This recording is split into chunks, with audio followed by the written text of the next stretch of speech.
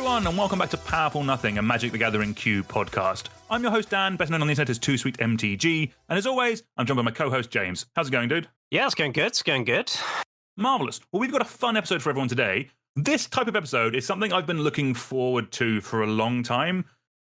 When we were in the midst of the set reviews, I was like, the episode's coming, don't worry. Because today, we're going to be building a cube archetype. This is something that we wanted to do for a while. Basically, the plan is, over the last couple of years, there's been a bunch of awesome cards printed, and there's a few archetypes that are kind of on the fringes of being playable that kind of haven't really been explored yet. And today, we're going to be talking about one of those. Today, me and James are going to try and build a cube archetype for food. So before we jump in, James, do you want to tell us what a food is? Sure. So a food is an artifact where you can pay 2 mana, tap and sacrifice it to gain free life. This is mostly in the form of food tokens, which there are a huge variety of cards now that create food tokens. So they're just little non-creature artifacts, sit in play, and at some point you can pay 2 mana, tap and sack them to gain free. There are also a few cards which just are inherently food themselves. Cards like Sir Ginger, which just have that text on them and have the type food. But mostly we're talking about creating food tokens. Exactly. And one of the reasons we're really excited to talk about this is it's just got so many cards over the last couple of years that it's reached the point where we really need to start looking at it for cube. We first saw food back in the original Eldraine set, which is a famously fair and balanced Magic set, and nothing broken ever came out of that. But it's really been the last 18 months that have kind of pushed us into wanting to talk about it. We've had like the Lord of the Rings set, which had food as one of the mechanics just generally in the set, and also had a full-on commander deck with a bunch of awesome food cards. But we've even seen food cards in like the Doctor Who's commander product, and then obviously we've had a second Eldraine set, and also most recently Bloomburrow, that have really pushed this to being an archetype that we wanted to kind of look at. So how this episode is going to work is we've kind of broken down the archetype into different sections. We're going to be taking in turns, recommending cards to go into those sections with the aim that by the end we have the base of an archetype or the package for food that we're happy with and we think is going to work in a cube. But we're getting ahead of ourselves a little bit there. James, do you want to talk us a little bit about what the food deck is trying to do first of all before we start picking cards to go in it? Yeah, for sure. So I think you can build it in a few different ways. I think the most common one is probably going to be you have your base green. I think this is a pretty solidly Abzan deck most of the time, but I think you're going to be base green the majority of the time. And you're going to be casting your mana dorks and some interactive spells and some value creatures. And the value creatures are kind of what is making our food. And a lot of them also have payoffs for getting that food. Ways to sacrifice that food for value, or ways to, in one way or another, just generate value off having this redundancy of artifacts in play. Plus, I think it's important to say, food does have inherent value in itself, like especially when you play against aggressive decks. Sometimes you don't need to have your whole engine going. Just sacking your food and gaining free life can be pretty good. But I think in general, our game plan is like, get ahead a little bit on mana, play some value creatures, play some interaction, have a bit of a mid-rangey game plan, and have a food-based engine, which is going to put us over the top. Yeah, exactly. I think you kind of nailed it a little bit with that last bit. So just to kind of like summarize, so it is more of like a mid-rangey deck, potentially with a combo-y finish. Kind of like, this isn't really like a beat-down deck. It's not really a control deck as either. Like, would you agree with that?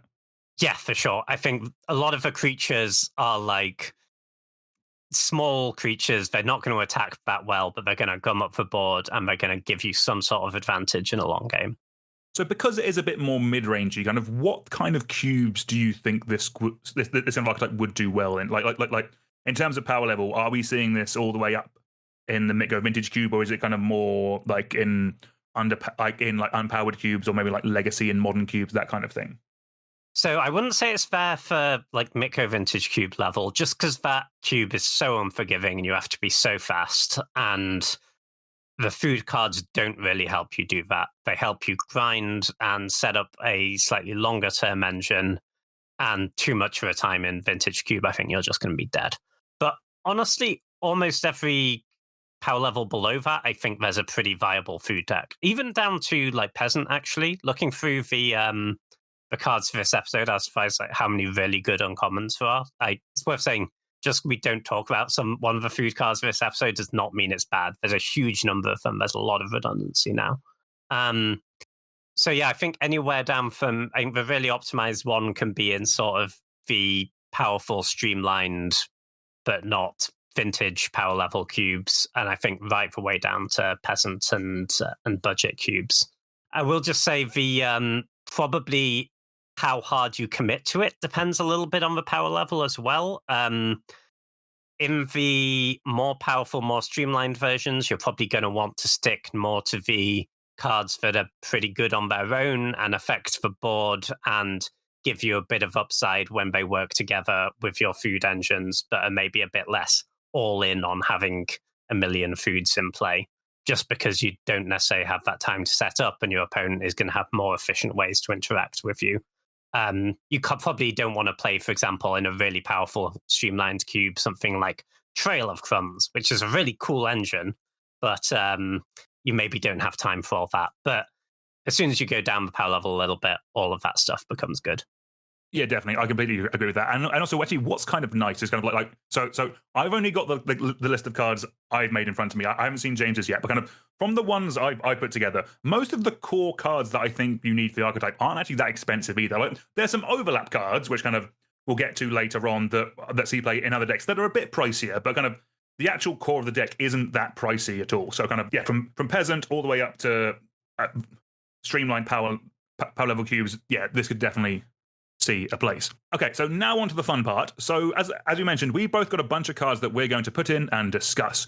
We will make a Cube Cobra link to the package and put it down in the show notes if you want to copy it and add it to your own cube. But obviously, you might need to make some adjustments for power level or number of cards, that kind of thing. This is just like basically, we're going to put the cards that we like in that list and make it available to you.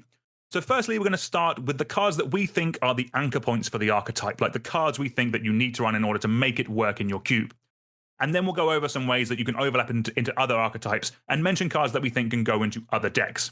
I don't know about you, James, but personally, when I was picking cards, I was really trying to look at cards that worked one-on-one. There's less in mind of like big mana commander type of cards in my list. Kind of, are you kind of thinking along the same lines there? Yes, for sure. I found just picking out the cards I thought were most cube viable, I ended up with a lot of very cheap, pretty efficient value creatures, which tend, and most of them honestly enable themselves pretty well. Some of them are better at producing food, some of them are better at paying you off for having food, but most of them do enable themselves in some way. Okay, fantastic, cool. I'm generally looking forward to this one. All right, let's kick off. Our first section is, what do we think are the best cards to actually create food? Kind of, as we discussed, food is going to be a resource in this deck. We need cards that make food. James, what's your first pick for a good card that makes food? Okay, so I've gamed the system here because I have two cards that go together in my first pick. Straight away. Okay, love that. Yeah. Nice. So we've got a pair of partners here. So partner is a rule from some of the older commander decks. Actually, not even older. Some of the commander decks. Where if your card partners with another specific card in your deck, when you play one of them, if you have the other half, you can go and tutor it from your library. I don't mean to actually you, but I think partner with was Battle Bond. Maybe. Now I'm doubting myself, actually, but... This one says Lord of the Rings, Tales of Middle-earth Commander. Okay, I have the source material. Good. Crack on. So my first set of cards are Sam Loyal Attendant and Frodo Adventurous Hobbit. These are from the Lord of the Rings Commander decks. Sam is the one I think is best here. I think Sam is really strong. Sam is 1 green white for a 2/4 legendary creature halfling peasant. It has partner with Frodo Adventurous Hobbit, so you cast it, you go get Frodo. And at the beginning of combat on your turn, you create a food, no mana required. You just get one for free every turn. And activated abilities of foods you control cost 1 less to activate. So you can crack your food for 1 mana instead of 2 mana. This just seems like exactly what you want to get your engine going. And I really like that it has 4 toughness as well. And just insulating it from the cheap red burn spells seems like a really big deal because you are going to want ways to get that mass of foods. You don't just want one or two. You hopefully want to be creating a bunch over the course of a game. And this just lets you do that on its own.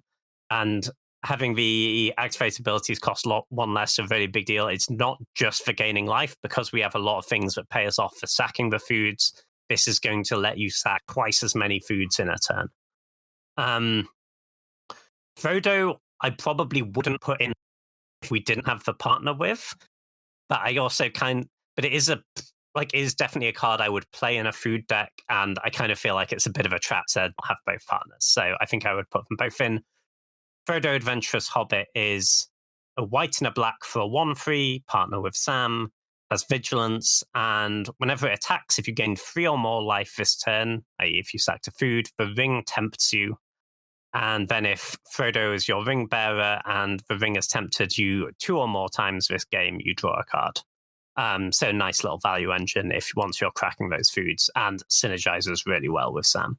Yeah, definitely. I agree with that. Yeah, so the partner stuff specifically is interesting in Cube because it's almost kind of like a sort of a 2-cardy combo, because like effectively if you have both of these in your deck, they basically say when you cast one, tutor for the other one. They or at a minimum draw a card, and that is pretty good. And yeah, kind of like in theory, if you're in the food deck, you shouldn't be fighting people too much for these cards. I guess it is like a skill test thing of kind of like if you see one wheel, then you know it's open basically because no one's taking it. So yeah, so that's interesting. Yeah. I completely agree in terms of I think Sam is the card that you want.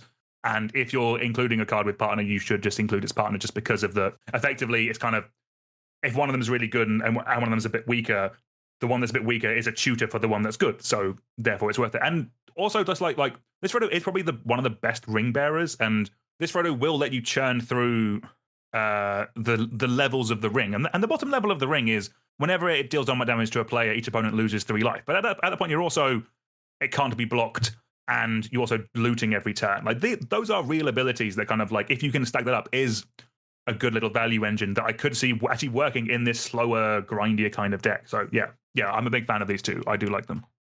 Yeah, for sure. If you've not played much with the ring tempts you, because the first ability gives it skulk, essentially, it can't be blocked by creatures with more power, and the subsequent abilities on attack triggers or on hit triggers. It makes low power, high toughness creatures very, very good with ring bearers. So 1/3 is kind of perfect. And yeah, it does seem like a nice little value card. Nice. Cool. Right, so you've doubled up on your first one. I'm going to be double dipping a bit later on, but my first pick in terms of a card that I think is really good and will make you some food is Kylie Minogue, otherwise known as Astrid Peth from the Doctor Who set. This is 1 white for a legendary creature human. It is a 2/2 that when it enters or attacks, creates a food token. And then it also has Brand New Sky, which is whenever you sacrifice a clue or food, Astrid Peth explores. So this is just similar to what James said about Sam, it's just a self-contained engine. It comes in, it makes you that food straight away, and is then just a decent, aggressive creature that can grow throughout the game. This one, in theory, this could be in like an overlappy kind of role as well, because there's other decks that kind of, like an Academy deck would probably be fine running this just as a way of boosting up the amount of artifacts in its deck. But kind of like in the food deck, this effectively, by the time it's attacking on turn 3, will have made you 2 food tokens for 2 mana. That's pretty good, and I think that's a very good place. And then, yeah, if it's not answered, it can grow as you sacrifice your clues or your food, specifically in this deck. It gets bigger, gives you a bit of card advantage in the Explore, and yeah, I think Astrid Peth is just a pretty solid little card. Yeah, for sure. Can't argue with that. For my second one, I went for Tough Cookie. This is 1 green for a 2/2 artifact creature food golem. It has, when Tough Cookie enters the battlefield, create a food token.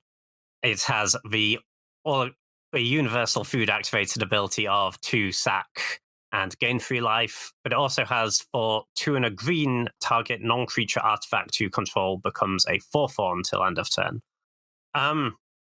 This is, I think, it's 2 foods for 2 mana straight up, because it's a food itself. Plus, it's a pretty legit win condition later in the game. You can just start pumping mana into this, animating your foods and hitting them with it. There's a few ways I think we're going to discuss later on where you can make extra mana off your food, so you can potentially activate this a lot of times. And I'm kind of just in for 2 foods for 2 mana, you know? Also, I think a pretty reasonable overlap card for the blue-green Academy Artifactsy deck. This has just been put in powered cubes quite a lot for... you have a lot of non-creatures artifacts lying around. Yeah, it's 2 mana, 2 artifacts. James, I have never seen this card in my life. I like it. Was it's very good. Yeah, it's it was good. in I'm very glad you put Cube it in for a while, and okay. it was in LSV's Cube for a while. I must say, I don't think it's good enough for Powered Cube, but it's, it's at least in that ballpark. I have seen it be okay in Powered Cube.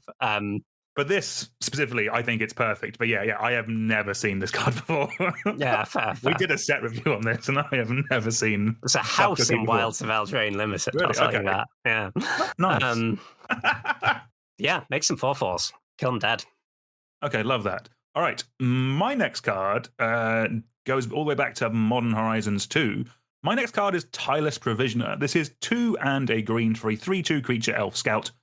It has landfall. Whenever a land you control enters, create a food token or a treasure token. So the part that we really care about here is the food token part.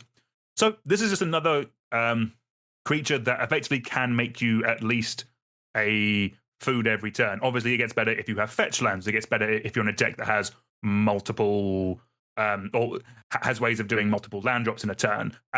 It's already seen some cube play because it does actually go infinite with Fast Bond, which we do love, because for every 3 lands you play off Fast Bond, you make 1 food and 2 treasure. The food gains you the life back, the treasure pay for the food. That's pretty vibey, and that's kind of where it's seen play already. But just instantly in this deck, it's 3 mana, 3/2 is not a terrible body, but just we're here for that landfall, just make some food every turn. And it also has nice overlap with those lands decks as well, which is why I think it's a solid include in this archetype. Yeah, for sure. Already crops up in some cubes that aren't even pushing this, right? So it seems like an absolute slam dunk if you're trying to push food as a theme. For my next one, I am going back to Middle-earth with Samwise Gamgee. Yep, a lot of mine are from Middle-earth. Yeah, the Hobbits do love their food. Samwise Gamgee is a green and a white for a 2/2 legendary creature halfling peasant.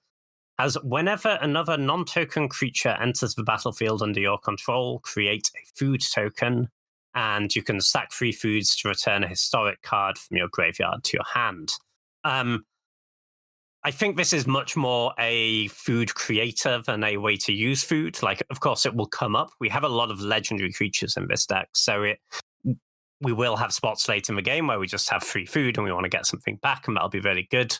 But I think the main thing this here for is just being a really efficient engine for creating food. This isn't gated to 1 a turn, so you can potentially make a lot of foods really, really quickly. It also has some combo potential. I think this is kind of a slam dunk for food. Nice, yeah.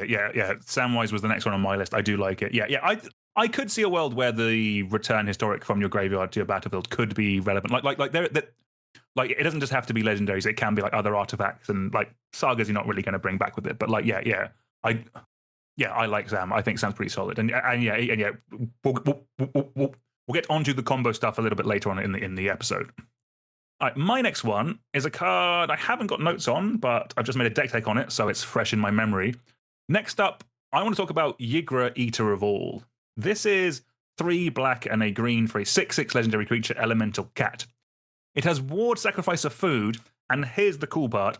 Other creatures are food artifacts in addition to their other types and have the food ability. So you pay 2 generic, tap and sack them, you gain 3 life. As well as having, whenever a food is put into a graveyard from the battlefield, put 2/2 on counters on Ygra, Eater of All. So why I put this in the section that's kind of how best to create food. Basically, this turns every creature in play into food. Flavorfully, that's fantastic. All your hobbits become food for your big cat. But the cat sees only food. This cat owners understand this. Oh yes, 100%. But like there is like that effect is just very unique. Like turning all your creatures into artifacts at a base level is a very strong and very powerful effect. Kind of like think about all the artifact specific synergies that are out there. Ygra now makes all your creatures work with them as well. I'm thinking like KCI loops and that kind of stuff. But specifically with food stuff, there are combos that work with this, but just like this. Why I like Ygra is that it basically turns cards kind of like Scoot Swarm or kind of just general token makers. It turns all those token makers into food if you can get Ygra out as well. It's also a 5-mana 6/6 with a decent ward ability that can grow. And why I think I like it is a fair amount, as we've kind of gone over, a lot of the cards that make food are like halflings. They're kind of like 2/4s and 1/3s or 2/2s. This is a 5-mana 6/6, and like mid-range decks can definitely run a 5-mana 6/6, and I think this would be good there as a bit of top end to kind of just like push your deck over the edge, as it were. And yeah, the combos with this card are quite cool as well, which we'll get onto a little bit later on. Yeah, for sure. I like Big Cat. I hadn't even thought of Ygra KCI though. I bet you could do some really spicy stuff there with like your Eternal Witness is now an artifact. Is it Ygra or Ygra? Because I've definitely recorded a video where I say Ygra, and I've committed to that. That's uploaded. I'm not recording. I'm going with just picking a different pronunciation every time I say it. So who knows? Ygra. Love that. Yeah. Nice. Cool. Right. Yeah. I think we're kind of coming to the end of the section of just making food. James, have you got one more in you? I do. For my last one, I'm going to go for a super simple card, Many Partings. This is a green for a sorcery. Search your library for a basic land card, reveal it, put it into your hand, then shuffle, create a food token. I like this just because it is so low cost to include in your cube. Like, people just put this in their decks as very functional fixing that doesn't cost you that much. And getting a random food on top of that just helps you get that critical mass of foods into your deck. Yeah, I do like this effect. Kind of like the initiative has showed us just kind of just having a bit of fixing or a bit of filtering on turn one is quite helpful. It can make a like this is a 3-color deck in theory. Like I think most of the cards we mentioned have been green or white, but obviously Ygra being a Golgari card later in the curve means it's more splashable. That's kind of where like Many Partings kind of help you find that land to fix you a bit later on in the game. Yeah. Very solid card. It's a card that you're probably fine running anyway, and just the additional food is going to be very nice for you. Yeah, for sure. Just before we move on, I do actually want to mention, if you're doing the more peasanty thing, there is a very solid card called in Vinereap Mentor. It's kind of like one of the signposty cards from Bloomburrow. It's a black and a green for a 3/2 creature squirrel druid with, when it enters or dies, create a food token. This isn't the most exciting cards in the world, but it is a very cheap, aggressive body. Like 2-mana 3/2 we do quite like, which makes you a food on the way in and on the way out. It's also super cheap and super budget. It is an uncommon. I think it's just, if you're looking to test this in more budget cubes, then this is a very, very solid creature that doesn't really ask you much to put in your cube. Yeah, for sure. Right, awesome. So kind of those cards we've just mentioned, I think, are a pretty solid start at the archetype. They're very much, these are here to kind of like basically make us food tokens. These are here to make us the fuel for the deck. Let's go over some payoffs now. These are going to be cards that make it worthwhile making those food. These are reasons for playing those cards in the first place. James, what do you have first for a food-specific payoff card? Yeah, so the first one I've gone for is Wicked Wolf. This will be well known to people who played the standard with the original Eldraine. This is 2 green for a 3/3 creature wolf. When Wicked Wolf enters the battlefield, it fights up to 1 target creature you don't control, and you can sacrifice a food, but a +1/+1 counter on Wicked Wolf. It gains indestructible until end of turn, and you tap it. So this is, you kind of just get like a nice Flame Tongue Carvu type card up front. If you have a decent supply of food, it's going to kill almost everything, really. Plus, it's then just a really legit threat. You always have that threat of making it indestructible at any point, especially on attacks. It's really hard to kill. And it's also quite nice for some of the combo things. We just want ways to sacrifice food for free, and this does that. So I think all around, this is just going to do a lot for your deck. Like, most cubes are pretty creature-centric at this point. We've seen the Flame Tongue Carvu type cards just be pretty good, and I think if you're in the food deck, this is like Flame Tongue Carvu ++. I think it could be really strong. No, that's sick, actually, yeah. Obviously, with the indestructible mode with tapping the food, you're never trading when you do the fight up front. If you have that food, you can always get to keep your creature around, and you're going to be able to kill most things. Nice, yeah. I realized that. I didn't actually even clock the it's effectively just a free sacrifice outlet for food. There is stuff that will care about that. Yeah, sweet. Yeah. I like Wicked Wolf. I think it's going to be a pretty solid one. And also just I do think you need at least a food maker in your deck to run it like outside of the food deck. But like if you can make this a 4/4, so by sacrificing one food, I think you're fine running this in like a Gruul monsters deck or something like that. And like if you're putting food in a cube, there will be kind of incidentally it will exist in other people's decks as well. So yeah, so the fact it could see play in some other decks, I think, is pretty solid. Oh yeah, for sure. And at the very least, right, even if you were in a deck with 0 of a food, it would be a pretty legit sideboard card, I think. Like you're playing your green blue deck against white weenie. You just board this in because it kills their 2/2 on the way in and then trades with something else, you know? Yeah, sick. Yeah, I like it. All right, my first payoff card is Peregrin Took. This is 2 and a green for a 2/3 legendary creature halfling citizen. It has, if one or more tokens would be created under your control, those tokens plus an additional food token are created instead. So this could almost have been in our cards to make food tokens because it has that ability. It's sort of like Chatterfang, but instead of squirrels, it makes food. But why I think it could be a payoff is its other ability to sacrifice 3 foods and draw a card. Card draw.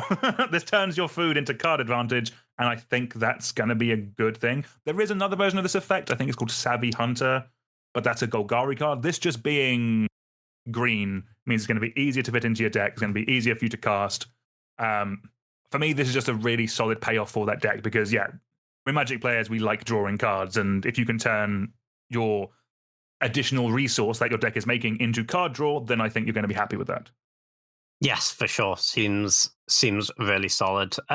Say does double duty on creating and using the food, and it has, I think, some overlap application. If you're in a different green deck that's making a bunch of other tokens, it's nice to get foods along with them. Yeah, nice. All right, for my next one, I went for Trail of Crumbs. This is 1 green for an enchantment. When Trail of Crumbs enters the battlefield, create a food token. And whenever you sacrifice a food, you may pay 1. If you do, you look at the top 2 cards of your library, may reveal a permanent from among them and put it into your hand, the rest on the bottom. This is just a really nice inevitability engine if you're reliably creating food, because you trigger it the first time, you find more food producers, you can really get rolling. And if you have one of those ways like Sam Loyal, whatever, that creates a food every turn, then you've got a proper engine going. Again, rewards you for having ways to sack food that don't cost the whole 2 mana, because sometimes you just want to get that trigger. If you're paying 2 to sack for food plus the additional 1, it's constraining your mana quite a lot. So if you have another sack outlet for your food, it gets a decent amount better. Obviously, I think this one probably is just for food decks, just because you want to reliably be getting at least probably 3 minimum outfits in a long game, because otherwise you're just paying a lot of mana to get some card selection. But I think this kind of is your inevitability in some of the food decks. Probably not one for like the super streamlined, efficient cubes, but I think anything below that, this could be a really cool engine. And also worth noting, I actually don't think the permanent restriction is a big deal in this deck. Just almost all the cards we're talking about are permanents. And this is going to be a pretty permanent heavy deck. Obviously, you will still put, some fatal pushes and whatever in your deck, and sometimes it'll be annoying you can't take them, but I think in general that restriction is okay. Yeah, I think we've talked about 1 sorcery. Yes. So far. Which was a bit for that. Yeah. Everything in the deck, or like the bulk of the deck is either creatures or kind of enchantments like this that kind of care about food, or are food themselves, which are artifacts. So love that. Nice.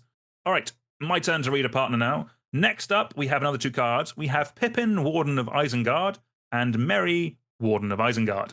They both have partner with each other. Let's read Pippin first, because I think Pippin's the spicier one. Pippin, Warden of Isengard, is black and a green for a 2/2 legendary creature halfling advisor. As we mentioned, it partners with Merry. It has pay 1 and tap it to create a food token, so it's making you a food whenever you want once a turn. That's pretty solid. But then it has, I think, the key line of text here. Tap and sacrifice 4 foods. Other creatures you control get +3/+3 and gain haste until end of turn. Activate only as a sorcery. And then Merry is 1 green and a white for a 1/4 legendary creature halfling advisor. It partners with Pippin. And whenever one or more artifacts you control enter, create a 1/1 white soldier creature token with lifelink. This ability triggers only once each turn. So similarly to the other partners, I think we are mainly running this for Pippin. This is one of the surefire ways of using food to end a game of Magic. Like I don't care what year it is, overruns should still win games of Magic. And while this doesn't give trample, it will let your creatures attack the turn that they come down, so you can go wide with tokens, that kind of thing. Cash in all your food, give them +3/+3 with Pippin, and swing through. I think this is a very solid card, and just the floor of Pippin is just pay a mana once a turn on your opponent's end step and make a food token. It'll fuel everything else the deck is doing. Merry, I am less hot on, but a 1/4 blocker is kind of all right. It does do well with Pippin because effectively it's pay 1 mana, create a food with Pippin, and then make a 1/1 soldier with lifelink as well. That is a nice little combination. For Merry to be good, I do think you need some other kind of tokeny style of deck in your cube as well. Probably going to be in green-white then, where this could actually see some other play as well. But generally speaking, like we mentioned with Frodo and Sam earlier, if you're going to run one of these, you might as well run both of them because Merry is a tutor for Pippin and Pippin will win you the game. So I think they're pretty solid. Yeah, for sure. And I think it's worth noting the partner cards, you definitely don't need both of them to run. Like Merry, I think I would never ever cut from a food deck. Oh, no, Pippin. Damn it, which one? What's a good one? The one that taps and makes food and overruns. Pippin, thank you. I mean, I'm sorry, they have no like character distinction in the books either. They're the same person. Pippin, I would never cut from a food deck. I think that's going to be one of your best cards in any food deck. It's an enabler and a payoff. Just pay 1 every turn, get yourself a free food. Phenomenal. Pippin, Merry. I might run without Pippin in a very dedicated food deck just to get that stream of blockers to come up the board. The once each turn thing obviously hurts, but it is kind of nice. You make 1 on your turn, 1 on your opponent's turn potentially. But yeah, I think certainly I would include these 2 partners. Yeah, definitely. Very solid cards. For my last one, I have gone for Feasting Troll King. Ooh. This is 2 green. It is a big boy. It's not very easy to cast. That is a mana cost, James. So it's just for casual 4 green, you know? Get a Fanatic in Rodus and play. Fine. For your 6 mana, you get a 7/6 creature troll noble. It has Vigilance and Trample.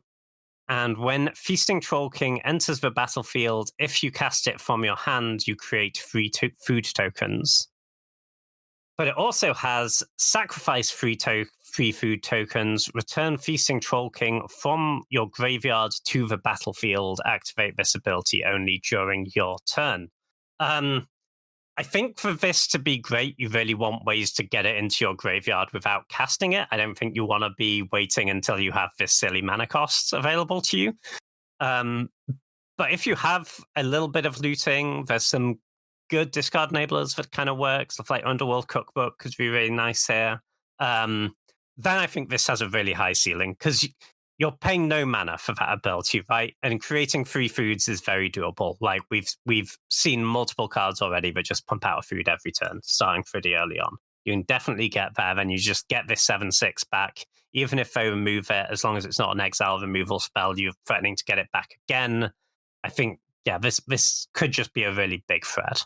No, I like that actually, and I think maybe one thing we haven't really kind of like hammered home, I think, with this episode a little bit is that kind of this isn't a commander deck we're building. Like the cards we're mentioning aren't just in a vacuum. They will be there with as James mentioned, with your looters in blue, maybe with your discard outlets, in red or in black and that kind of stuff. And yeah, any Golgari deck in Cube can easily run a Reanimate or an Animate Dead and have a little grindy Reanimator package. And yeah, I think kind of Feasting Troll King is a nice little bonus card for that deck. Yeah, for sure. Cool. And then last up for me, I have another uncommon one next if you're thinking of doing this in Peasant. Last up, I've got Greta Sweettooth Scourge. This is 1 a black and a green for a 3/3 legendary creature human warrior. When it enters the battlefield, create a food token, so it's already a fine level in this deck. It has pay a green to sacrifice a food and put a counter on target creature, activate only as a sorcery, and pay 1 black to sacrifice a food, you draw a card, and you lose 1 life. So why this is on the list, I thought was worth talking about, is effectively this is kind of the payoff, or this is one of these signpost payoff cards for it in the most recent Eldraine set. It does a little bit of everything that deck wants. It's a good signpost synergy card. This probably isn't one for higher power level cubes, but if you're thinking of doing this deck more on a budget, I think this is a pretty solid card there. Yeah, I'm maybe even a little bit higher on this card. I think it's not limited to like budget or peasant cubes. Because this does just turn all of your foods into clues when you want them to be, essentially. You can pay 2 mana and to turn a food into a card. I don't think we really care about the life loss, given the abundance of life gain we should have available in this deck. This seems like a pretty strong sort of grindy value creature to me.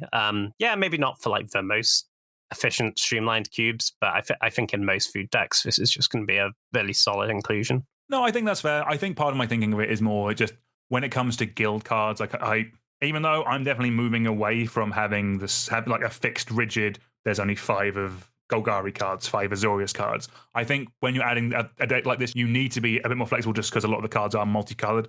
But I think in terms of power level, there are stronger Golgari ones than this. Like I think you want the Pippin. I think you want, is it just Pippin? What else have we talked about? But yeah. Pippin and Ygra, I think, are just stronger than this. But yeah, definitely. Yeah, if you're working on more of a budget or at a lower power level, I think this is perfect, like perfectly fine for those. If you don't have like both partners available to you right now, that kind of thing, or if you don't have Ygra available to you right now because it's popular in Commander at the moment, that kind of thing. Yeah, that makes sense. Marvelous, cool. So we've gone over some cards that make you food. We've gone over some cards that are good payoffs. There are, however, payoffs that also work in other decks. These are cards that you might already be running in your cube because they're just good, or work in other decks, or they're cards that you can run to kind of like overlap with other things. James, do you want to take it away with your first one in this section? Kind of like, yeah. What do you think is a good card that can work in other decks as well as in the food deck? Yes, the first one I've gone for here is Marionette Apprentice. This is the 1 black for a 1/2 creature human artificer. It has Fabricate 1, so when it enters, you can either put a counter on it or make a servo. And whenever another creature or artifact you control is put into a graveyard from a battlefield, each opponent loses 1 life.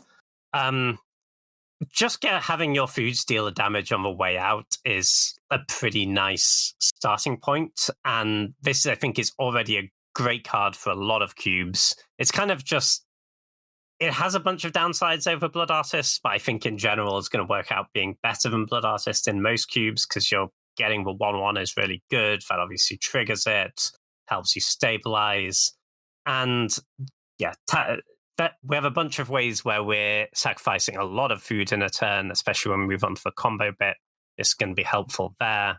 Yeah, I think most of these sort of more general payoffs are going to be paying us off for just having a lot of artifacts in play that at some point might go to the graveyard. And I think this is a pretty good way to do that. Yeah, I love Marionette Apprentice. It's like I'm not even sure if it's surprising, but like, yeah, this might just be one of my favorite cards from Modern Horizons 3. It just does what it does so cleanly and just overlaps in specifically that kind of Rakdos-y deck that's like it's almost like a second Mayhem Devil in that it doesn't really care what is dying, your opponent's still taking damage, and I think that's great. And it just being a nice little bonus for you sacrificing all those food, I think is fantastic.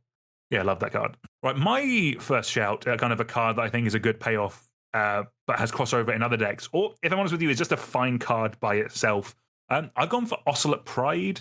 I think this is just a pretty solid card, like by itself. And if I'm, this is one of the best examples of kind of like it's a life gain payoff. It turns out it's just good by itself. I'll read it out first. So Ocelot Pride is a single white for a 1/1 creature cat. It has First Strike, Lifelink, and Ascend, which means if you control 10 or more permanents, you get the city's blessing for the rest of the game. It also has, at the beginning of your end step, if you gained life this turn, create a 1/1 white cat creature token.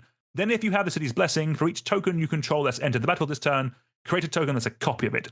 So this is an example of a card that is a life gain payoff that can work well with the food, because the food, obviously, when you sack them, you gain life. That's a aspect we don't talk about as much with it, but they are a life gain resource. And there's plenty of life gain payoffs in there, but I think Ocelot Pride is probably the best one for Cube, because I think you can just run it by itself. It has lifelink, it'll trigger itself. This can snowball really quickly. And also, if you're running food, you're going to be getting that city's blessing all the quicker. And the food will... and because Ocelot Pride says, for each token you control as enter the battle this turn, create a copy of it, that will include your food tokens, which is actually kind of busted. I really wish I'd picked one of these up when they were cheaper. Mine is just a proxy at the moment, but I think this is a great card, and I think it just gets even better in the food deck. Yes, for sure. I love this card, actually. I could talk for... I could do an episode on why I think Ocelot Pride is great. Because, yeah, I mean, it's baseline just some games you have it on turn 1, and it's naturally phenomenal, right? But if you have ways to make it still good late in the game, because you can independently trigger that life gain without having to hit with it, it's, this card can be really, really strong. I've been super impressed with it in Powered Cube, actually. I keep finding, like, new and cool things you can do with it. Like, I had a game with where I had this in a flipped Fable of the Mirror Breaker. And if you copy this and then gain life, then in your end step, you get 2 more Ocelot Prides. Because they both see the Ocelot Pride token. And then the next turn, you get even more Ocelot Prides because they're all there. They all see it. It's, this card's great. I just put it in every cube that can handle this amount of power level because it's a ton of fun. And yeah, I think works perfectly in the food deck because you're creating tokens that you want to copy, and you have a bunch of life gain naturally. The one thing just to pay attention to with this card is the token does still have to be there in the end step. It's not each token you created; it looks at what is in play. So if you created a food and then sacked it right away, then it wouldn't see the food. So you just bear that in mind, that the food does still have to be there. But yeah, I think it's a really strong card. Nice. Love that. Yes, the next one I want to talk about here is Jaheira, Friend of the Forest. This is 2 and a green for a 2/3 legendary creature, human elf druid. And it has tokens you control have tap to add a green. It also says choose a background. We don't care about that. That's some nonsense commander thing. But tokens you control tap for a green is phenomenal. This is somewhat hyperbole, but it's kind of the green Urza in this deck. Okay, yeah. Nice. Your food tapping for mana is just going to let you go so hard with all of these synergies. It's really going to unlock you paying for those activated abilities a bunch, paying for your Trail of Crumbs. You can tap some of the food, sack it up for mana, tap another one to sack it, go from there. And I think has cool overlap. Like, one of the sort of interesting overlap decks I think exists for food, though we can talk about a little bit later, is just the deck that cares about having a ton of artifacts in play and is like, also combines with like, there's a bunch of interesting clues stuff in blue-green. I think that combines really well here. With like lowness and all that nonsense and ongoing investigation. And a card like this really ties those two decks together because they do tend to be kind of mana hungry. And this just gives you an incredible amount of mana if you're really doing the thing. No, sick. I love that. Yeah. I do think you need a bit of support for this, but yeah, just making everything. Yeah, it is the green Urza. Yeah, your Sam makes a Mox Emerald every turn. That's pretty strong. Awesome, yeah, fantastic. Yeah. Those are some examples of kind of payoffs that work well in other decks. Let's move on to one of the cooler, or another cool aspect of this deck is that there's actually some cool combo potential within the food deck, which is another reason of kind of making it quite interesting. And it's also, personally, I don't know how you feel about the change, but kind of like in cubes that can support a mid-rangey deck, I do like those decks having access to a combo. I like them having access to like a kind of like something to build towards that isn't just like beating down with like value creatures, kind of like having kind of like a silver bullet of a combo in there available to them, and kind of food definitely has that available to it. Yes, for sure. And I think a lot of the combo pieces are cards that do pretty legit things for the deck on their own. And then you have this really nice combo backup plan.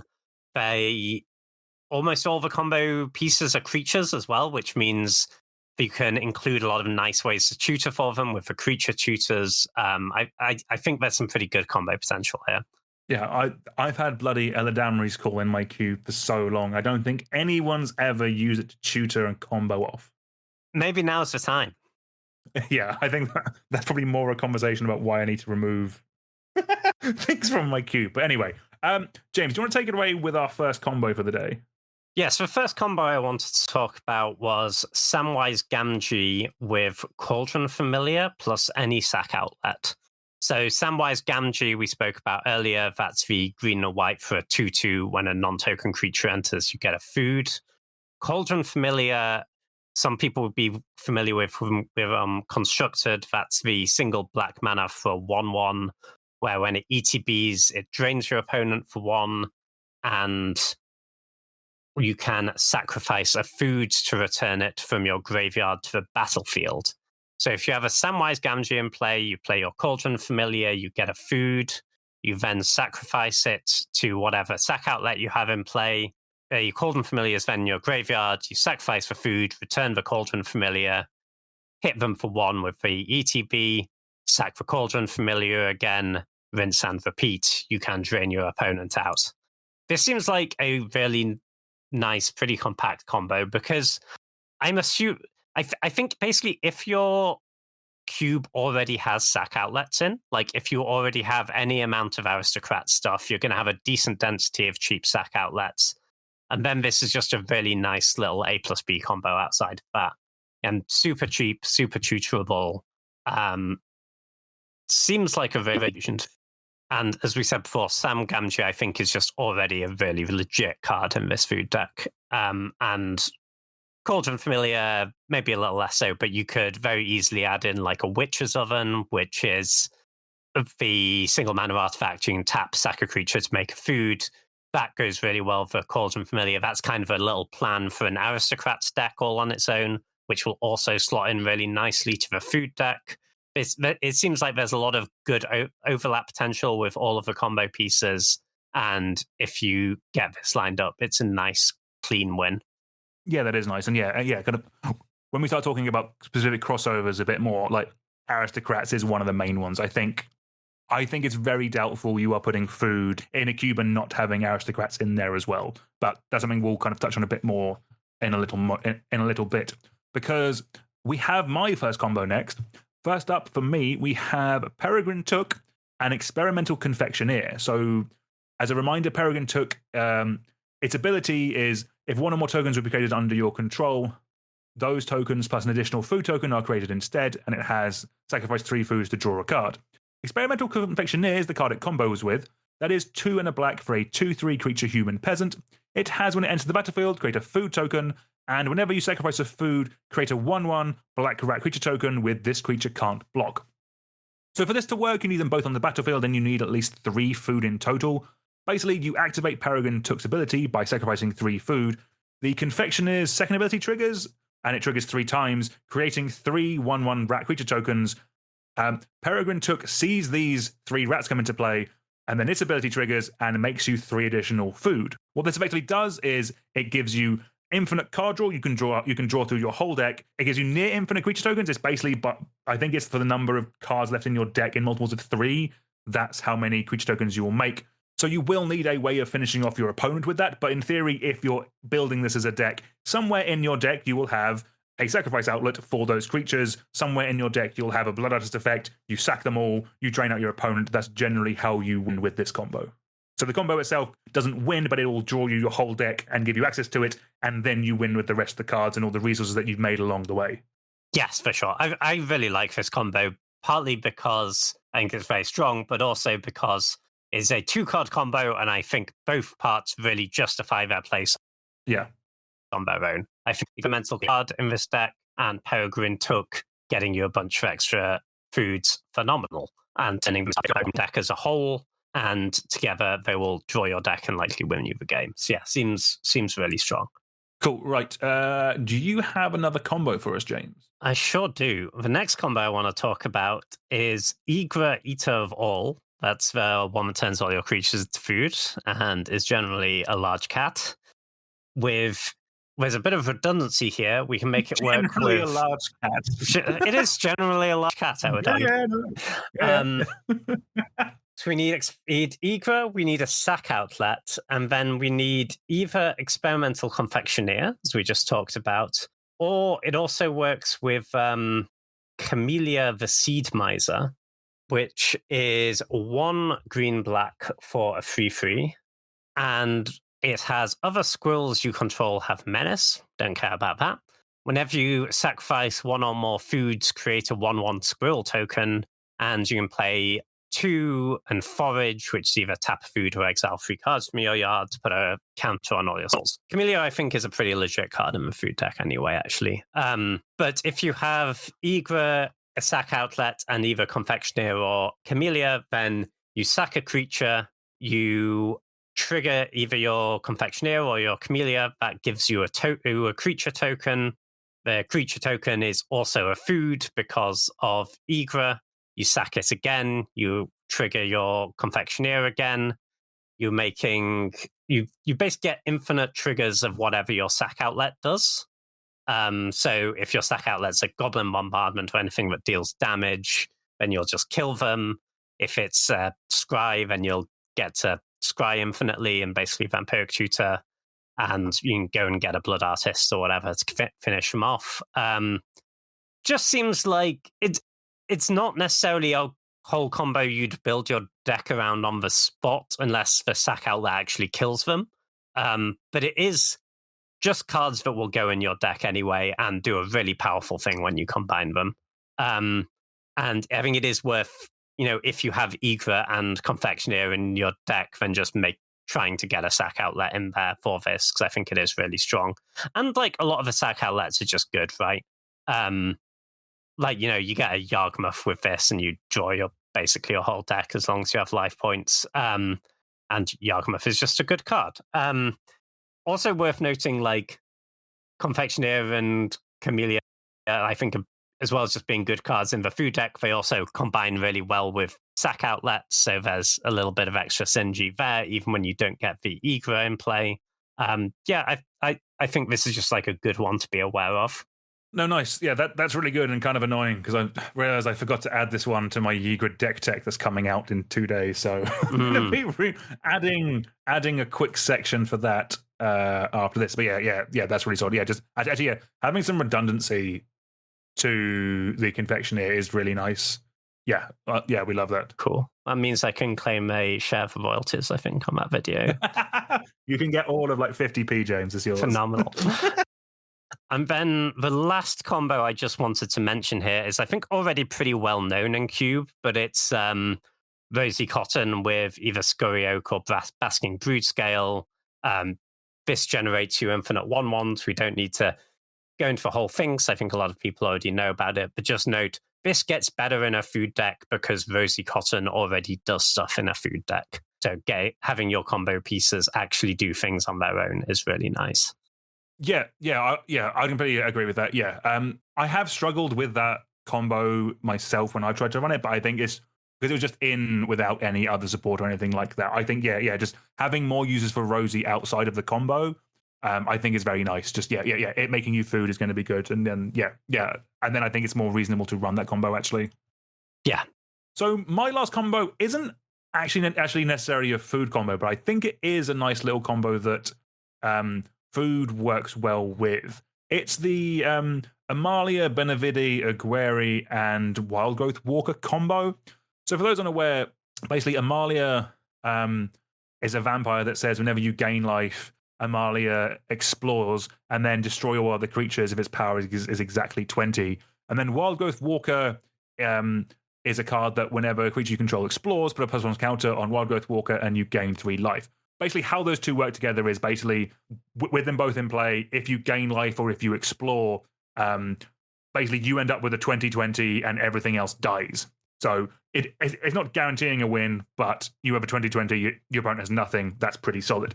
So with that combo, you do need a way of gaining life in the first place to start the whole ball rolling. Food will do that. But then the fact that kind of like, I like this combo, and it's doing pretty well, I think, in Explorer, which I believe is a format. Yeah, Pioneer very much also.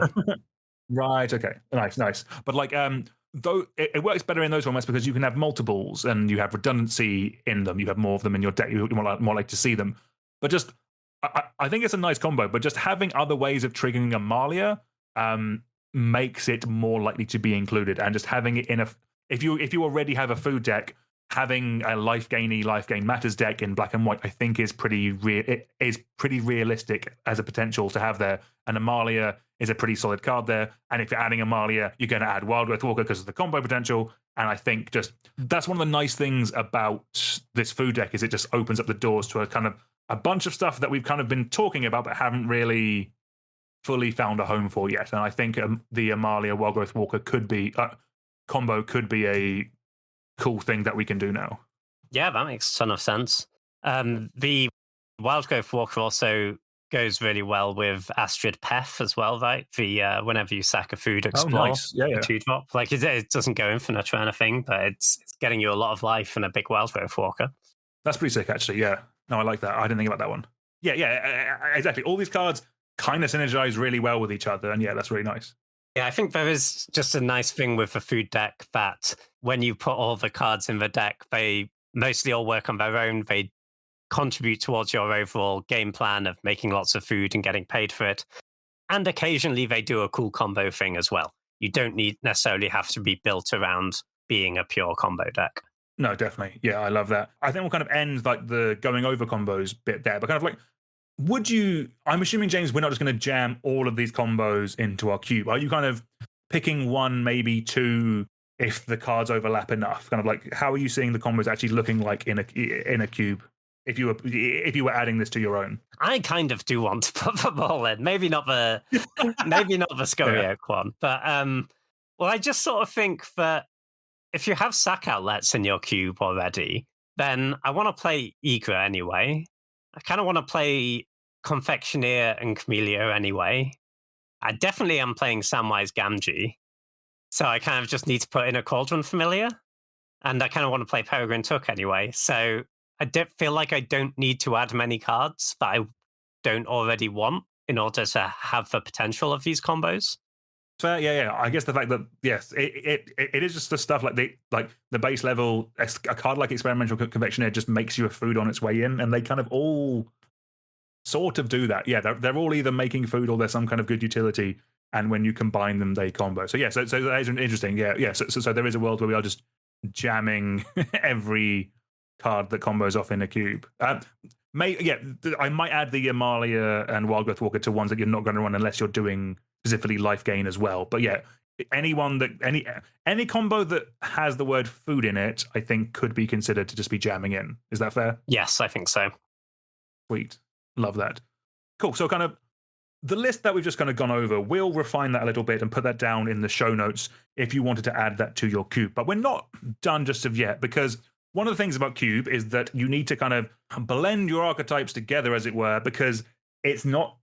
One of the best things about cube is that it's not just people don't just sit down and everyone is in their defined deck from the start. There's overlap. Cards do different things. We want cards to work in multiple different decks. And while the cards we've gone over already are more focused on specifically the food deck, there are a bunch of other cool food cards that see play in cube that other people might want, but also we could run as well. Effectively, we've kind of gone over like 20 cards or so. That's not enough for a deck, and it's not enough for a cube where people are taking them. So what we're going to go over now is some cards that either see play in cube or could see play in cube by basically replacing similar effects with them. I think one of the best examples here, if you don't mind me going first, James, is two cards that kind of symbolize this. A card like Gilded Goose and Thornvault Forager.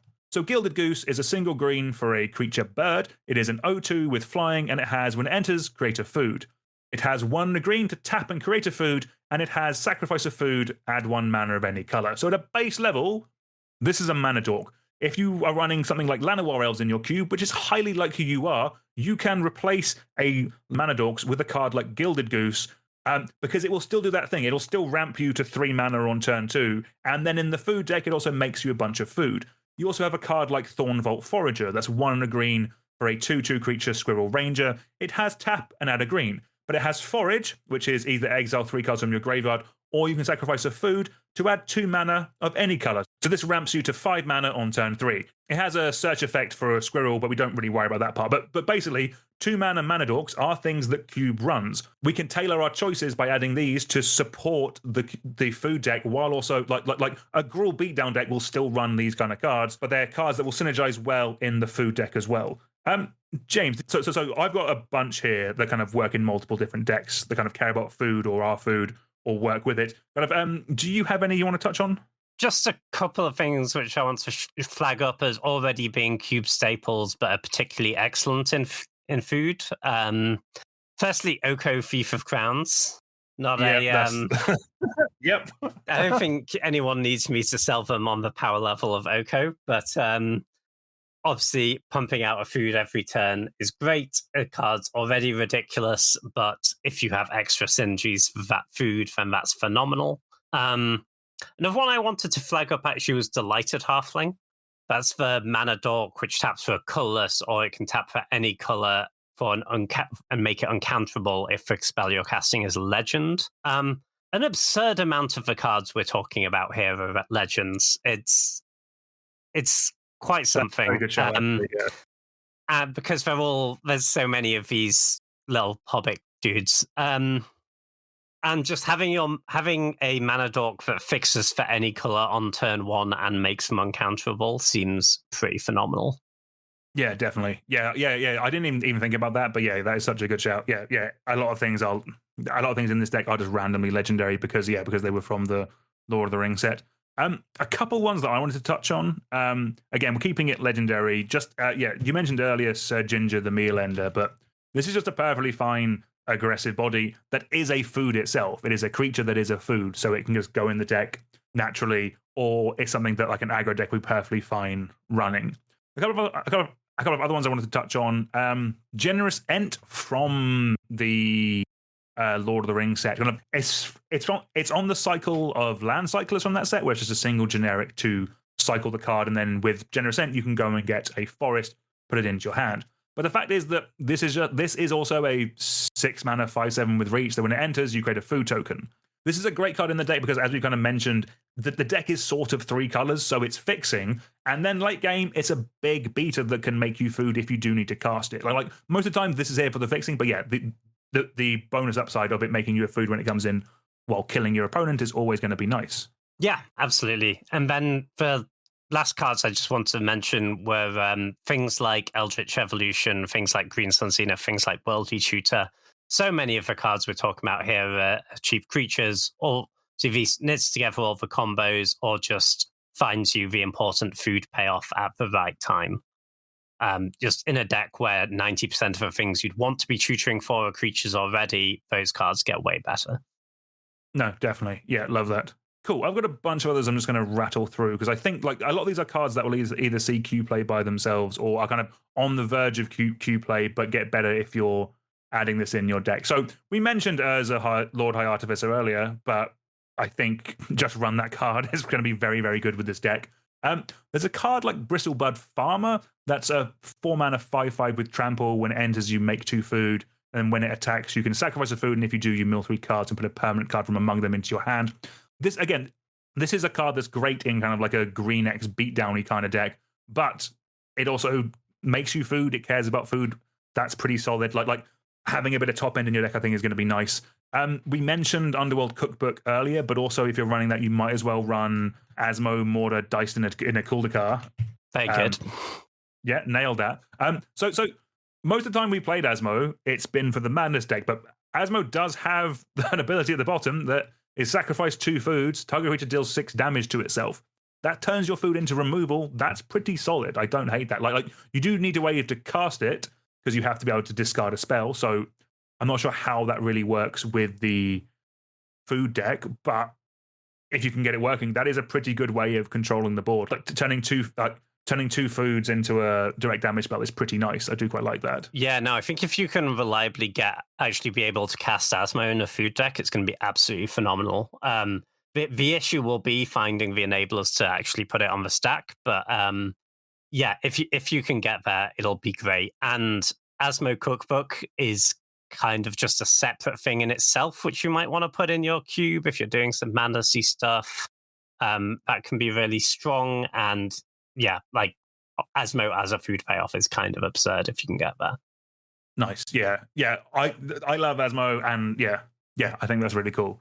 Right, I think there's a few other cards I kind of want to touch on, but I think this kind of brings us on to our kind of last section for this, and that's kind of how we're crossing this deck over. Because yeah, as we mentioned, archetypes don't exist in a vacuum; they need to work with other things. So kind of we've touched on some cards you can run to overlap with other decks, but let's actually talk about what those other decks and archetypes are.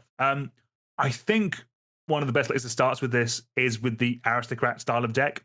We've already mentioned that the food deck wants sacrifice outlets to basically combo off, which is really nice, but you aren't just going to be running those sacrifice outlets in a vacuum for that. You need a kind of another deck for it, and aristocrat seems like a pretty solid option there to include in your cube if you're trying to support food, because it wants enough similar bits, but not too much that they're going to be taking from each other.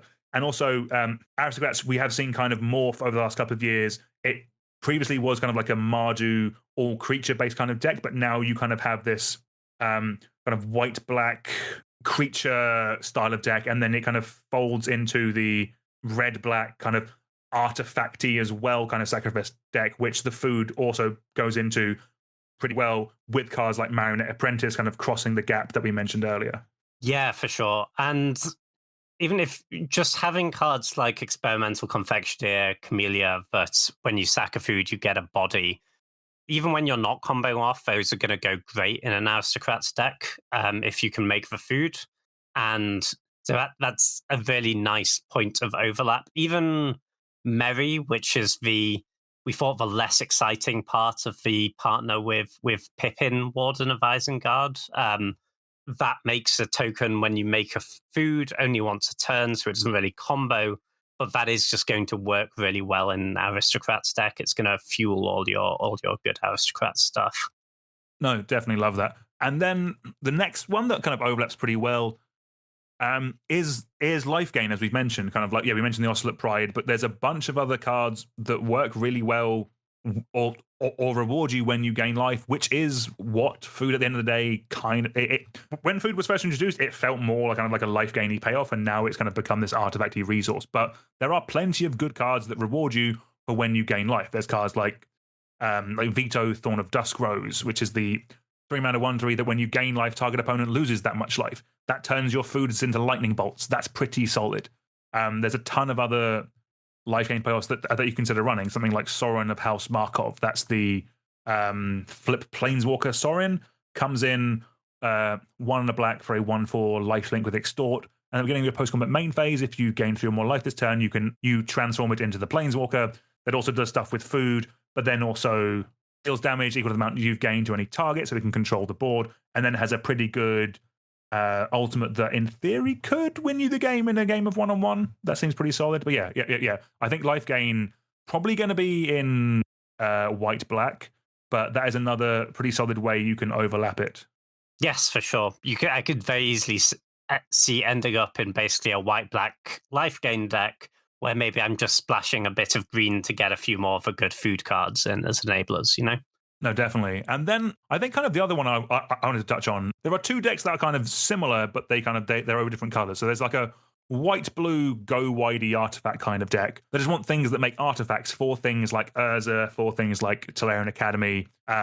Those seem pretty solid. Like food seems pretty solid there, as is just another like that deck doesn't care what the artifact is. It just cares that you're making artifacts. And then the other one is kind of, I think we kind of touched on it earlier. It's kind of like I think when it appeared in Modern Horizons 1, it was called like the Junk deck. And it's kind of like a sort of like, it's like a Sultai based deck that just cares about you making and sacrificing artifact tokens. That's where things like Lonis come in. That's where I think where like Academy Factorer really could shine.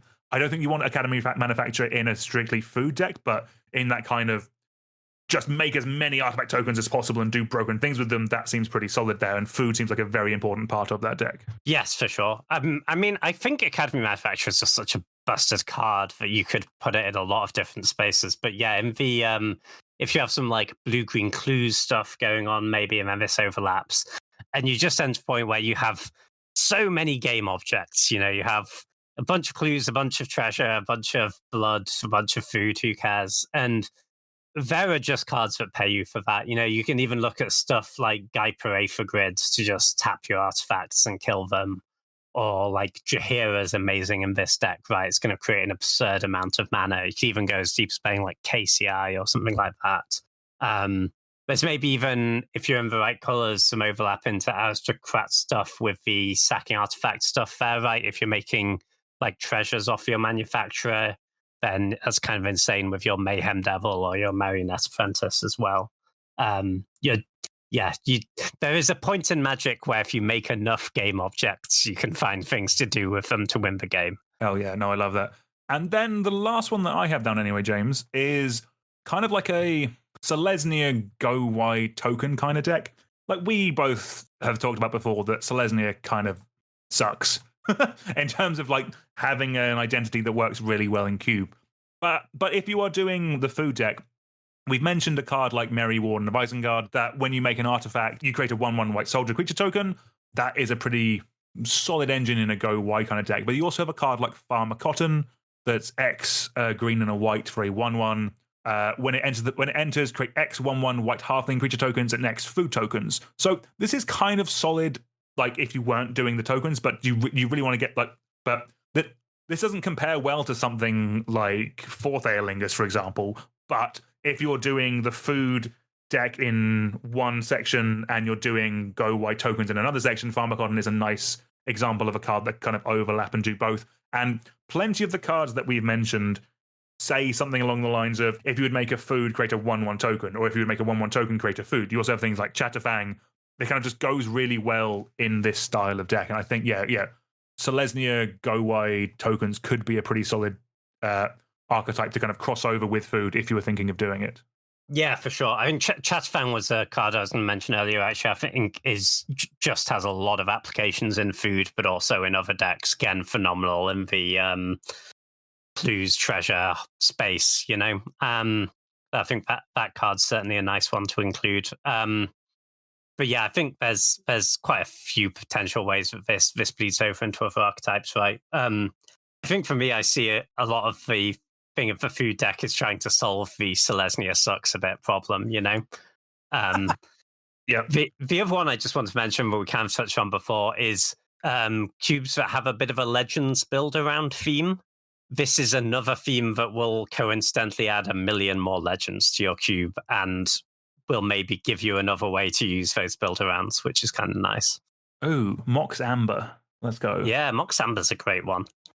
Nice. Yeah, I really like that. Cool. So I think that's kind of where we're going to get to in terms of going through cards and naming cards. I did kind of want to touch on just kind of wrapping this conversation up, I think.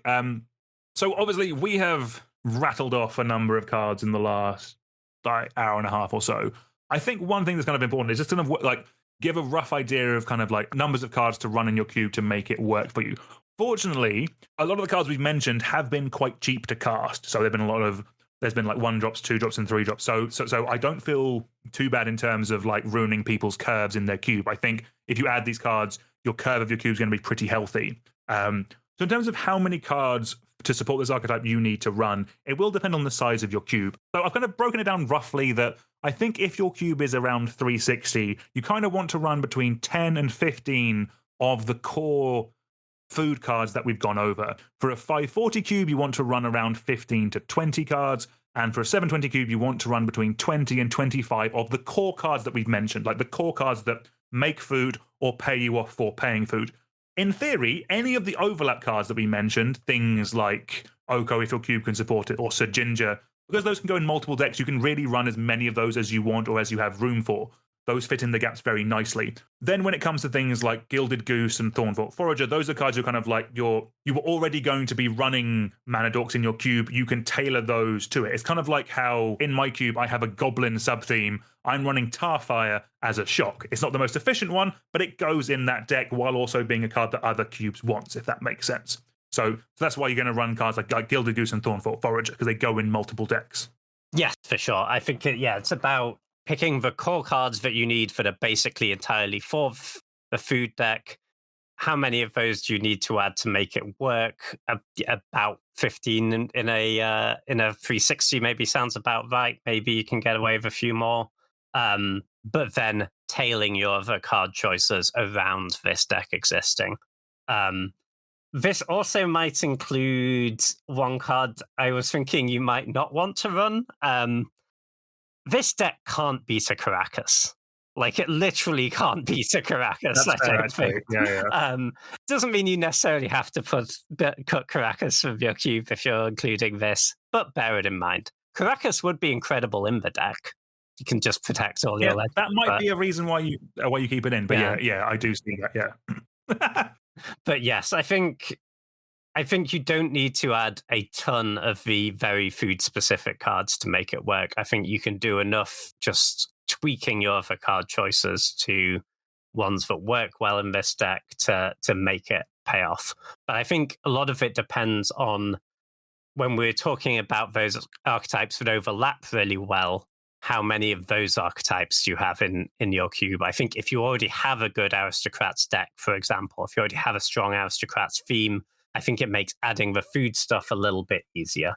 Similarly, if you're doing some of the clues stuff, that is great with it. If you're doing the just blue artifact stuff and you already have Urza and whatnot, that's going to make some of those food cards more desirable. You know, you can food's tapped for a Kappa Cannoneer as well as any other artifact, you know? No, definitely. Yeah. I think that's a fantastic point. I think we mentioned a bunch of different archetypes that could cross over with it. Obviously, you're not going to change your whole cube just to like no one's going to change 4 archetypes to fit in one additional archetype. But yeah, I think having at least an overlap with one, maybe 2 of them, I think is reasonable, and I think is a pretty solid way of introducing food into your cube, because I'll be honest, I think this sounds really sweet, and I think it's something I'm going to be trying in the next couple of months. I think I just need to maybe just buy that Lord of the Rings food pre-con to give me access to a bunch of the cards. But I think this is something we're going to be sleeving up in the coming months, James. Nice. I look forward to it.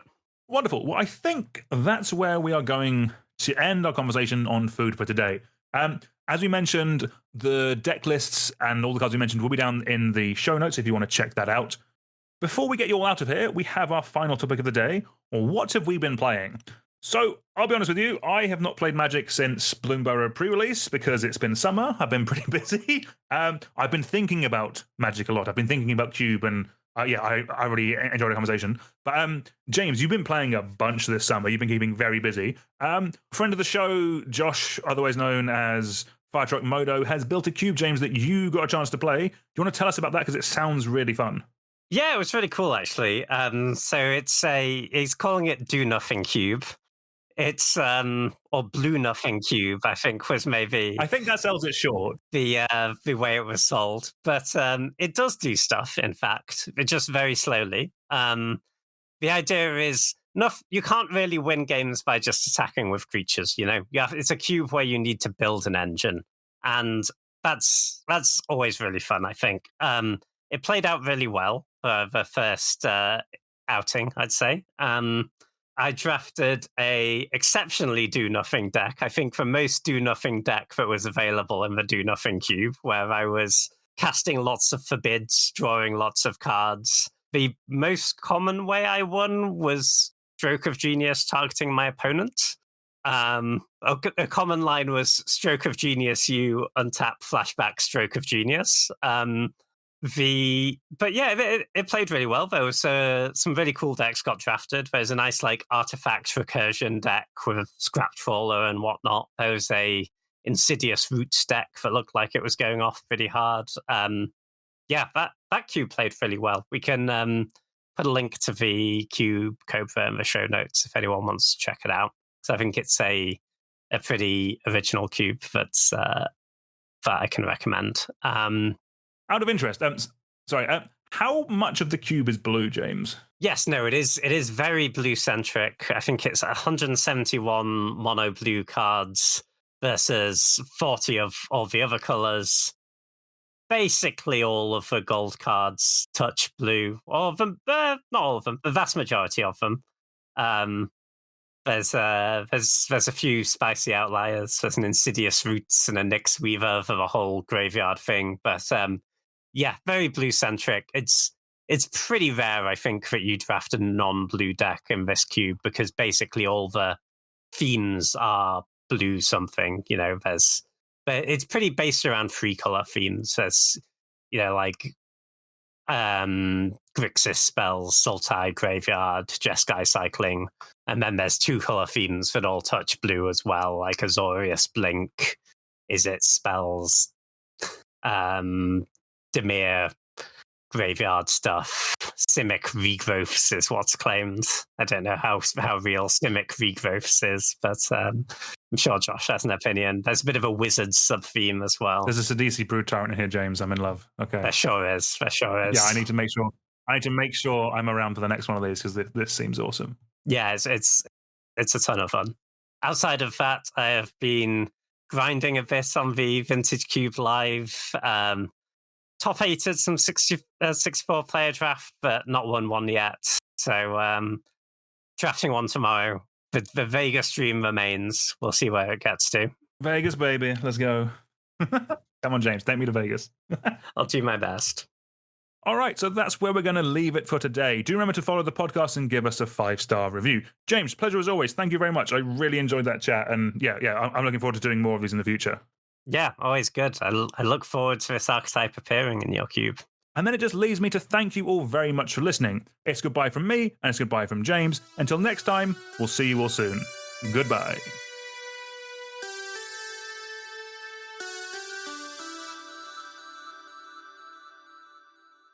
All right, cool. Thank you for sticking around. If you're listening, you're either a real fan or your phone isn't within arm's reach and you haven't been able to change yet. But either way, we love you. Thank you. So we're going to start doing a little post-credit thing here where we're going to talk about something outside of Magic, something that we've been up to recently. As it was my idea, I'm going to go first, if that's all right, James. So I don't think I've told you about this yet. I'm not sure you're aware of it yet. So the other thing I did this week is on Monday, I did professional wrestling training. I heard this might be in the works. Yeah, it sounds spicy. I know you're a big wrestling fan. I did not have you down as a wrestler. Well, yeah, your boy's gone professional. Yeah, so I got given this for my birthday, and then finally had time to do it this week. I'll be honest, I was a little bit nervous because I am not the fittest of lads, and I've had a tear in my knee for the past year or so, which is kind of like I hobble sometimes, so the thought of doing running around a ring was a little bit terrifying. But the surgeon didn't recommend wrestling as part of rehab today. No, they recommended I lose some weight, which is I think the generic thing. That's much less fun. Yeah, it is much less fun. Yeah, but so when I got there, the coach who was lovely, kind of asked me how I describe myself, and I was like, "There's a saying in wrestling that he moves fast for a big man."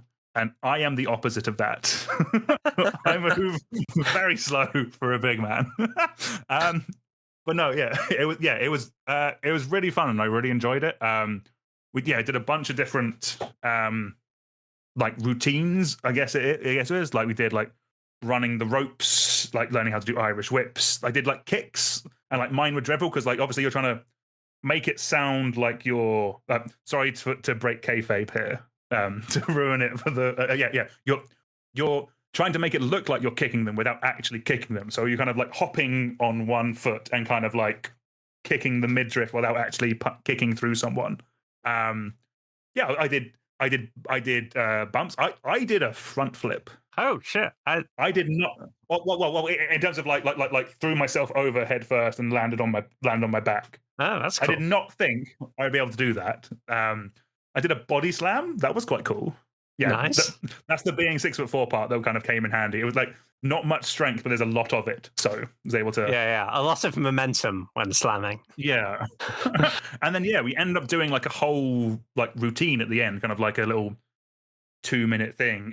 If I turn this into a video, I will put it up on screen here so people can watch I think regardless, I need to see this video. It sounds amazing. I'll send it to you afterwards. Yeah. And I was actually surprised at kind of how not crap at it I was. Like, I'm not saying I was good, but like the fact like it was so tiring. I'll be honest with you. Like we did this on Monday, and my right shoulder still hurt. Like, it's still stiff. Yeah, that kind of checks out. It's not very low impact as exercise goes, is it? No, exactly. And seeing as I've not been like to the gym or anything like that in a couple of years, I say a couple of years. I've never been to a gym, but I have worked out before. But like, it was really good fun. If you are looking for a different way of exercising or losing weight, try pro wrestling. I kind of recommend it. It sounds sick. Yeah, I look forward to the video. It sounds incredible, honestly. Yeah.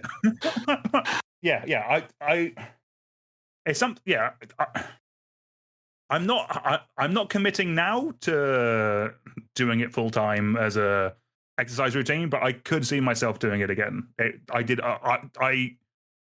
I genuinely enjoyed it. I thought it was really fun.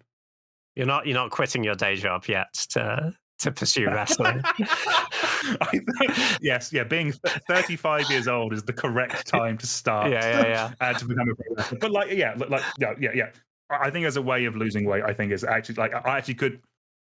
I've always been a bit rubbish at kind of like just going on a treadmill or something like that. But like, I don't know, pretending to kick someone or like learning or doing like slams and stuff seems a bit more fun. I don't know. It's something I could see myself doing in the future. I guess, dear listener, watch this space. I'll be at WrestleMania before you know it. Sounds great. I'll actually go to a wrestling show when you're at WrestleMania. That'll be the first time. No, I think that's very true. But if you want to actually have an exercise routine you stick to, you do need. I think for most people, you do need to find something you legitimately enjoy. Like, some people actually like going to a gym. I've never been one of those people. For me, it was when I got into bouldering and stuff, and there was a bouldering wall really close to my house. Then, because it's actually something you're excited to go back and do again, because it's oh, I didn't do that boulder. I really need to do it. That's annoying me. I now have to go again tomorrow. That is definitely the only way I have found to actually stick to an exercise routines. If you find something that isn't just a boring way to burn some calories, you know? No, definitely. I think that's fair. I think from my end, like the main thing that hit me was just my cardio is awful. Like, it's better than it used to be. Like, again, like I quit smoking like a year ago, and that's definitely helped things. Yes, we'll do that. I think once I'm able to kind of like jog a little bit, I might consider doing it again. But who knows? If I start wrestling and start doing upper body exercises, maybe I'll join you on the boulders, James. Nice, sounds cool. I'm not sure. Will I join you in the ring? I'm not sure I can make that promise yet. That would be great. I think a good place to actually leave it is this will, like, a version of this will at least be on YouTube.